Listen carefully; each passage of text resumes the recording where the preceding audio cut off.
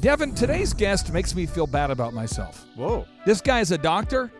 He's a pastor. Man. He's an author of many books. Wow. And he's on today's show. His name is Dr. Aaron Lewis. He's a great American who happens to be black, and he's going to share with us on today's show why Democrat-run cities fail.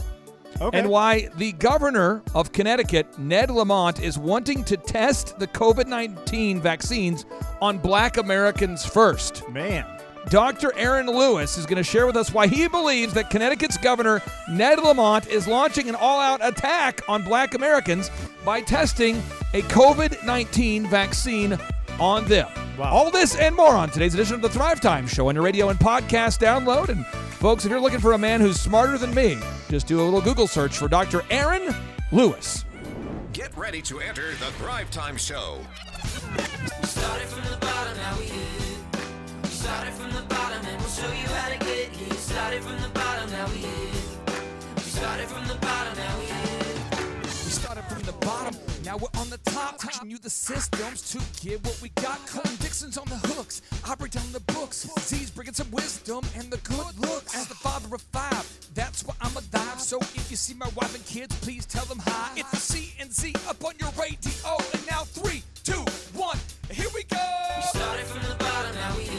We started from the bottom and we'll show Yes, yes, yes, and yes, Thrive Nation, it is a very special occasion because it is always profound when you are above the ground. Thrive Nation, on today's show, we have had so many people reach out to me and say, you've got to have Dr. Aaron Lewis on the Thrive Time Show. And so after much harassment, after much, we've had to track down this guy. He's sort of a regional celebrity. We have him here on the show with you. Dr. Aaron Lewis, welcome on to the Thrive Time Show. How are you, sir? So glad to be here. I'm doing absolutely phenomenal. I'll be a whole lot better when our country becomes free again, but I'm doing great so far. Amen. Amen to that. Now, I want to ask you, because some of the listeners are not as familiar with your background as I am, tell the listeners, what's your educational background and where did you grow up? Grew up in Hartford, Connecticut, and so that's the capital city in Connecticut. And so I was there most of my entire life. Was 2 years overseas in Panama, but my educational background, I've got a lot of education. I have 7 earned degrees, I have 2 PhDs. And so I have degrees in Spanish, I have degrees in publishing, degrees in philosophy, degrees in theology, and so just a whole lot. And so I've studied overseas in Spain and Greece, that sort of thing. So that I've done a whole lot of. You have more degrees than a thermometer. You're a smart guy. Now, I can see you right now on this Zoom camera, but a lot of our listeners can't. So how would you describe your ethnicity, sir? Well, I'm a black man in America. Okay. So that being said, you are right at the eye of controversy today. I mean, we're going to release this show, so this would be yesterday. But as of the time of recording this, I mean, you are right there in the middle of a political tornado, a lot of media attention. Tell the folks right now what is happening in your life. I mean, well, there's a lot that's happening right now. We're in the middle of this pandemic, and to me it's such a major issue worldwide because to me the lies that have been being told concerning this pandemic are no one's coming clean with the truth. So here in Connecticut, we have a governor who recently decided that he wanted to get excited about the Black church in America. Of course, he's never been to Black church in America. He's never been a part of it, the worship, the singing, the preaching, none of it. But right now he has this deep desire to connect with Black people. And the way that he wants to do that is he wants all the Black pastors in Connecticut to open up their doors to him so he can do a tour and teach Black people why they need to be the first ones in the world to take a vaccine for COVID as soon as it comes out. And so he's not being received very well by the Black pastoral community or by Blacks in general at this point. But the sad thing is that this man was overwhelmingly voted in by Black people that may not understand the dynamic the dynamic of how politics work. Because if they really knew the truth, I don't think they would have voted him in. Okay, well, his name, for the people out there that don't know, your governor's name is Ned Lamont. And is he a black man? He's not a black man. In fact, I've been criticized because I called him Slave Master Lamont. But I don't know why that would stir up the pot a little bit there. Okay, so why did you refer to him as Slave Master Lamont? Well, Slave Master Lamont actually comes from a generation of tremendous wealth. His father and his grandfather, all of the Lamonts, come from a background of finance. His wife, Ned Lamont's wife, is an actual hedge fund investor, and so he comes from a generation of hundreds of millions of dollars.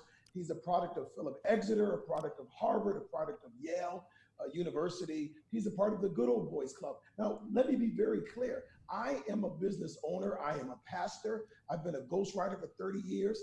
I've written 221 books and published thousands for people all over the world. So I'm not against prosperity. I'm not against money. I'm not against free enterprise. In fact, I'm a registered libertarian. So I'm all about free enterprise and free market. But I am against hypocrites. I am against liars. I am against people that try to be what they are not. And so when he ran for governor, he ran under the guise that the Democrats are going to save the black man's life, because the Democrat Party is Jesus the Messiah. Of course, you know that. And so he ran under that pretense, and most black people believed that he could identify with them. I'm not a black man that grew up poor, so I don't understand poverty in that context, But of course, the people in my church are poor. People in my dad's church was poor. You understand? So I have a connection with poverty.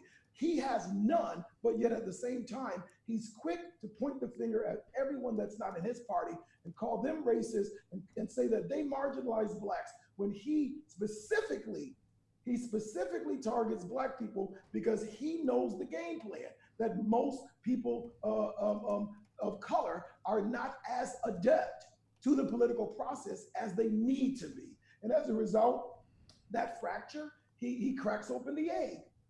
I want to ask you this because, again, I'm assuming that our listeners are very intelligent people, but that they may not know all the information that you know. So I'm just going to make sure we get this. What political party ended slavery, sir? The Republican Party. What political party, in your mind, has done the most to help black America in the last 4 years? Well, one thing I can say is that it certainly was not the Democratic Party. Okay. All right. So what I'm concerned about is that you see that these new vaccines, these COVID-19 vaccines, right. I have done the research. I will put links to my research on today's show notes. But these vaccines created by Moderna, these vaccines include RNA modifying attributes, things that will change your human body's makeup. Can you please explain why a vaccine, A, is typically tested on animals previous to being tested on humans, and B, why it's very, very dangerous to rush a vaccine and to put a vaccine into a bunch of people that could modify their RNA? I just want to get your comments on these RNA modifying vaccines. Well, I mean, first of all, the vaccine in and of itself should not be released anytime soon. And I would say that with regards to the magnitude of what they're researching, we should be 2 years out before we even see a vaccine. But what's inside the vaccine is extraordinarily toxic. It is toxic, and it has been proven to take the lives of many people, and certainly to alter the life of many people, because it has harmful chemicals and products inside the vaccine that can even cause paralysis. With regards to the animal testing of the vaccine, from the most recent stat that I've received, 95% of the animals that they tested this pre-vaccine on died. 95% of the animals died. Yet they're trying to roll something out within the next 30 days on human beings. And of course, they guess, you guessed it right. Black people must have volunteered because, of course, my governor wants to go and tell us why we should be the first ones to take this vaccine. But it's a very dangerous and deadly potion that has not been tested. Vaccines are not tested. They're not tested on humans. And so, how can you prove this? How can you prove that these vaccines are for a skeptical person out there? We have a lot of listeners that are they take notes, they wrestle with information, right. They don't just blindly accept stuff, just like you. They like to research. How can you prove that these vaccines are not safe? I don't have to prove it because we can go to the CDC website and actually see what the vaccines contain and how harmful they are. All we have to do is just cross-reference what they actually post on their site. Secondly, we can actually do an inquiry. We can get there's the Freedom of Information Act. We can actually inquire information about the testing and the procedure and find out that there's no standard for vaccines whatsoever. So because there's no standard, they don't have to do it. If they don't do it, they don't get in trouble. There's no standard, there's no governance whatsoever for vaccines, zero. Now, Dr. and Senator Rand Paul recently stated that if you look at the age, I'm going to quote Rand Paul, Dr. Senator Rand Paul, he states, if you look at under age 18, the mortality rate the mortality rate is about 1 in a million. If you look at age 18 through 45, he says the mortality rate is about 10 in 100,000. Above that, it increases, but interestingly, it is still pretty small, and the vast majority, even up to 65 years of age, it may well be between 95 and 99% have a very mild case of this. To quote Dr. Scott Atlas from Stanford, who reads, he says this, the deadliness of the coronavirus is less than that of the seasonal flu for children. Dr. Richard Bartlett from Texas, a former top advisor for Governor Perry, explains that COVID-19 is very treatable. So you have Dr. Scott Atlas from Stanford, you've got Dr. Paul, you've got Dr. Bartlett, you've got all these doctors saying that COVID-19 is not a death sentence. Do you agree with that, sir? Absolutely, and I was actually adding to that list Rand's dad, Ron, okay, who's also a doctor and actually confers the same sentiment that this is, first of all, the actual virus is not the end of viruses. It's not the grandfather of viruses. It's the most highly politicized virus and the most highly marketed virus in the history of the world. So there's never been any sickness that every single day on the news, on the radio, on the internet, we're hearing about, how many cases they've had, how many people have been tested. Can you imagine if we did the same thing for AIDS or for cancer? And every day we told people how many people got cancer today, how many people were treated for cancer today, how many people were treated for AIDS, how many people got it would scare people. It would scare people out of their mind. I mean, if we reported on every single day how many people died from a hospital accident, I don't think people would want to go to hospitals anymore because last year over 250,000 people died from hospital accidents. And so if we updated you every day, every time somebody died in an accident or a car wreck, if we updated you every day and told you who died in a car wreck today, you probably wouldn't want to drive a car anymore. Sir, the fear-mongering does not stop. The MIT, Duke, and Medical University of South Carolina graduate Dr. Andrew Kaufman, medical doctor, states that the COVID-19 tests are producing massively false results, consistently false results. Do you agree with the statements from Dr. Andrew Kaufman that these COVID-19 tests are producing false positives left and right? I don't even believe that the tests were intended to produce accurate stats to begin with. I believe that the tests are there to create an atmosphere, to create an idea that things are worse than they are. So I absolutely agree with him that these tests are not producing accurate data. I mean, we have elected officials that received in the same day that they took the test twice, and one was actually positive, one was actually negative. And of course, they chose the negative. Unbelievable. So it's absolutely unbelievable. It's unfathomable that these tests are now dictating every single element of our lives in the worst way. It's absolutely horrible. When you talk to people of color, people not of color, pasty people like myself, everybody agrees with the sentiment. Black Lives Matter. Everyone agrees with the sentiment, the idea, and we want everybody's lives to matter. And nobody out there, not nobody, but very few people are going, oh, no, I don't care about these.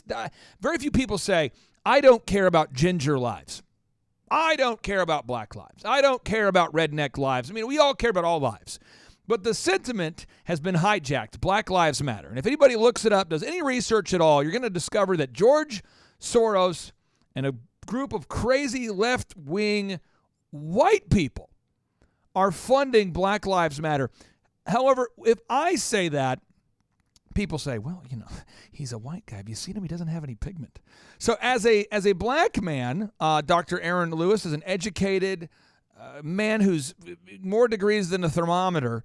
How do you process Black Lives Matter? What's the message you want to get out about Black Lives Matter? That's a very interesting question. So let me use a precursor to this because I want to help Republicans to have a different conversation concerning it. So what I mean by that is this.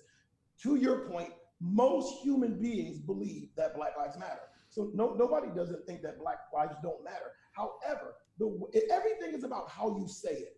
The way that the greater majority of people that oppose the movement have positioned their argument has not been favorable for Black people. And now watch this. And the people on the other side, the George Soroses, all of those that are funding the Black Lives Matter movement, I'm going to talk about that in just a second, they're extremely happy that the Republicans are getting an F at how to respond. Now, for example, we talk about the gentleman who was killed by the cops in Floyd. George Floyd, yeah. Right. So the appropriate response, this is what the appropriate response should have been. I'm not a Democrat, right? So I'm certainly not taking up for them, but I am a Black man, so I certainly understand how the argument should have been, staged. And so when that happened, the overwhelming majority of white people in America could have really gotten off the hook by simply saying just this: listen, if that happened to that guy, you know what? Not good. I feel bad about it. If he had kids, I feel bad. If he had a wife, I feel bad, right? And so why? Because he was human. But instead, overwhelmingly, we see the right immediately do what has been done in many, many years, where they would literally talk about the fact that the dude got a ticket when he was 12 years old for jaywalking, or he had parking tickets when he was 19 years old that he never paid. So they began to justify something that's very sensitive to the Black community. So then at that point, then now there's a fight that really should not have ever had to exist if just the languaging was different. Now, with regards to Black Lives Matter, what do I believe? Now I'm going to get in trouble for this. I believe that the entire movement is completely hijacked by white racist Democrats. That's what I believe. You ask me what I believe, I'm giving it to you. White racist Democrats at the top tier of the Democratic Party has seen the Black Lives Matter movement as a mechanism to exploit, to prostitute, to pimp for their own benefit. So I don't believe, my personal belief is that the white people at the top tier of the Democratic Party could not care less about Black Lives Matter or Black people. I don't believe that they do. I believe that they are completely pimping Black people. But hear me out. The Black Lives Matter movement, they're in a state of desperation because all they want, they don't, most things have gone awry, to be quite honest with you. Most Black people don't want, zero police. Most Black people don't want to defund the police. I know I sure as heck don't want to defund the police. That's the dumbest idea on the planet. Right. But at the same time, most Black people just want to live. They just want our country to deal with some systemic issues with regarding to race that has not been dealt with. That's all they want. And so because the white people at the top tier of the Democratic Party saw this. Yep. They said, oh, shucks, we know that the Republicans are going to not respond with compassion. And so we're going to trap them to make them look like racists, when in fact, the Democrats at the top tier of the Democratic Party are the racists that we need to be talking about. Now, just so we're clear, I just want to make sure our listeners know I am citing everything that I'm stating, every claim I'm making. I'm citing this on the show notes, but I want to make sure that we get this idea. All right? Black Lives Matter. Black Lives Matter. The organization itself is a Marxist organization, and the founder of Black Lives Matter has said this. Okay, so I put a link where you can watch her stating this. Also, Susan Rosenberg, not a great American, is a member of the board of directors for the left-wing Thousand Currents Group, which handles the intake of donations made to Black Lives Matter, and she is a convicted terrorist. Yes, Susan Rosenberg is a convicted terrorist. She was convicted for the 1983 bombing of the U.S. Capitol building, the U.S. Naval War College, and the New York Patrolmen's Benevolent Association. She was released from prison. Susan Rosenberg, was released from prison after serving 16 years of her 58-year prison sentence when Bill Clinton commuted her sentence on his last day in office. Collier Noir, he's a black attorney. He states that Black Lives Matter, the sentiment, he can get behind, but Black Lives Matter, the organization, he cannot get behind. It's all cited here, folks.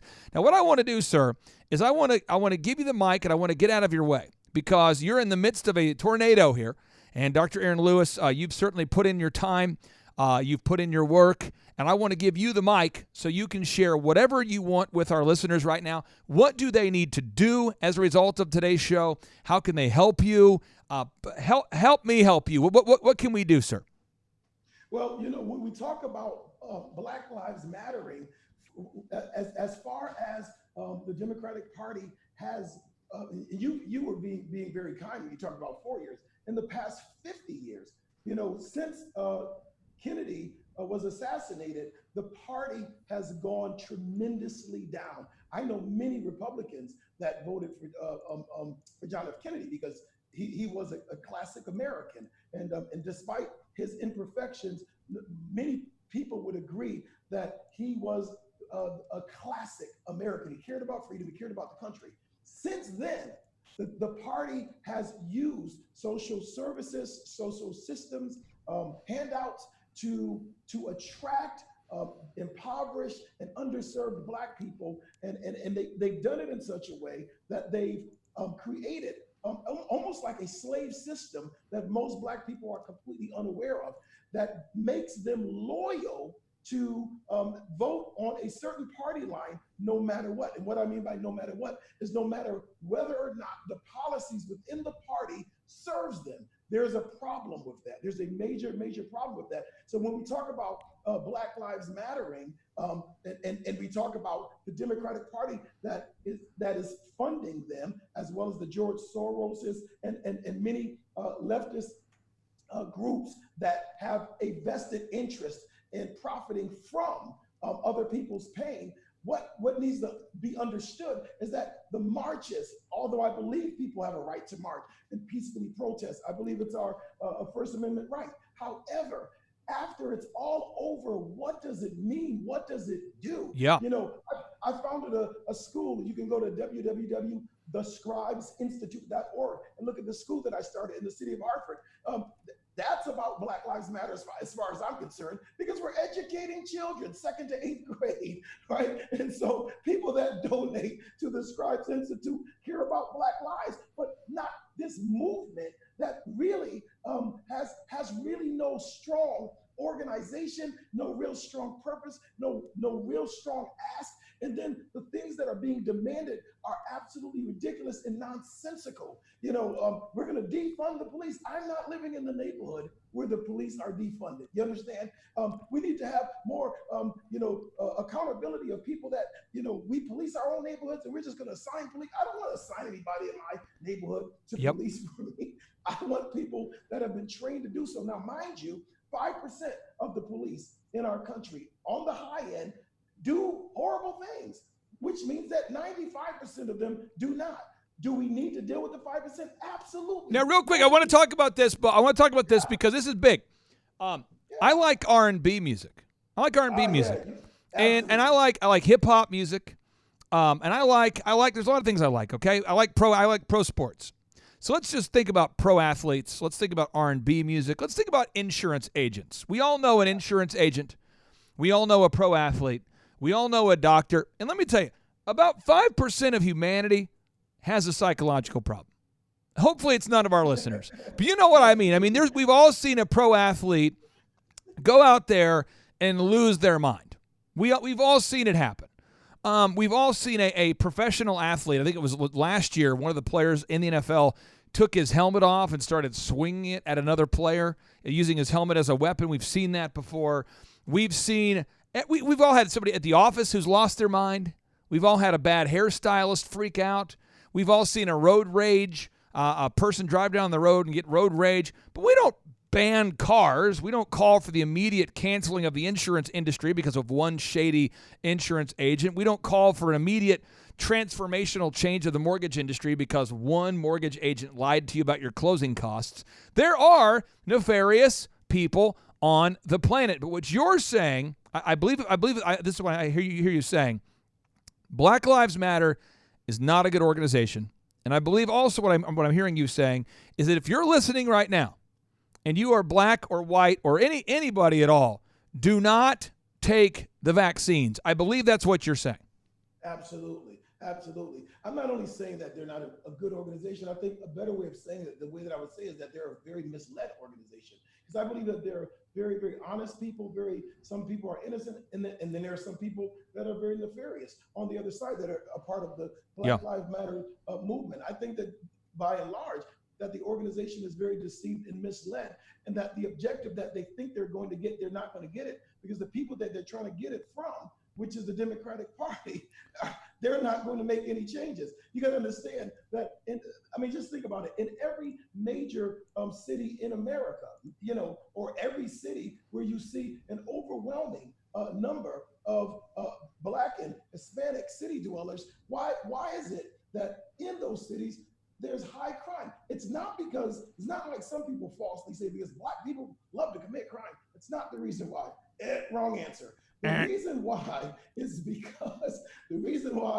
because most of those cities are led by a Democratic mayor. Most of those areas are democratically led, and the democratic system, the policies within the democratic system has no desire to see change for the people that they represent. That's it in the nutshell. And then the Democrats they absolutely love to make everyone else their problem at the end of the day. So if think about it, in the city of Hartford, where I reside, it's a Democratic mayor. He's arguably one of the worst mayors in the history of my city. But at the same time, our problem is because Republicans that don't even live in the city of Hartford are Republican. And it's their policies that's messing us up when the entire city council is Democrats. And so you're thinking that these people are like freaking retarded, because if everybody on city council is Democrat and the mayor is Democrat and the school board's Democrat, then how in the world does anybody get the blame other than the Democrats for why there's killing, why the education sucks? You understand? We have to get back to truth. We have to just get back to the basics. Let's talk real talk. Real talk. Now, Dr. Aaron, as we wrap up today's show, what is the website you want people to go to learn more about you and the causes that you're in favor of? Well, listen, you can go to the church website, which is pretty easy, www.familychurch.faith, F-A-I-T-H. You ought to know how to spell that word. www.familychurch.faith, or go to the Scribes Institute, the school in the city of Hartford. If you want to make a donation to either the ministry or the school, please feel free to do so. And that would be making, someone's life matter who happens to be Black. I tell you what, sir, you're a doctor, you're a pastor, you're a great patriot, and you happen to be Black. I'm a big fan of yours. Can't wait to have you on the show again. And Thrive Nation, help us change the conversation. Share this show at least 5 times today. Share the show with somebody you know. Share the show with someone you don't know. Heck, maybe just go through your contacts and hit share and see what happens. See who blocks you. All right, and now without any further ado, we're going to end this thing with a boom. 3, 2, 1, boom.